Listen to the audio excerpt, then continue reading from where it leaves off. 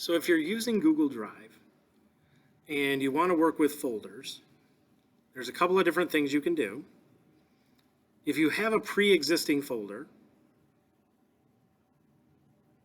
you can right-click with a mouse or double tap with the touchpad on a Chromebook, and you get all these different options for your folder.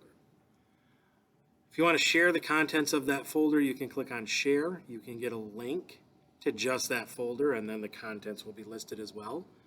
If you need to know where that folder is, you can use the Show Folder location.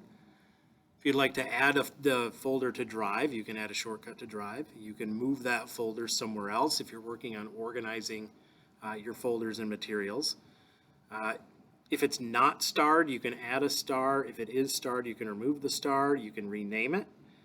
You can have different colors for different folders. This one happens to be associated with the color red.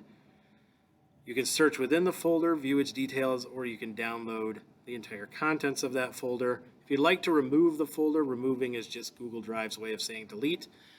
And then what will happen is it will move it to the trash, and then after so many days, it will permanently delete it.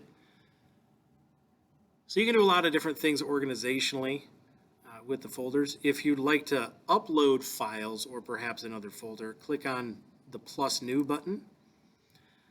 If you want to upload a file, click on Upload File. If you want to upload a folder along with all of its contents, click on Folder Upload. If you're adding content, either a file or a folder, and you want to put it in another folder, but you don't have that folder yet, you can create the folder first, and that way it will be there when you want to upload the file or the folder. And those are some basic organizational tasks that you can do with folders in Google Drive.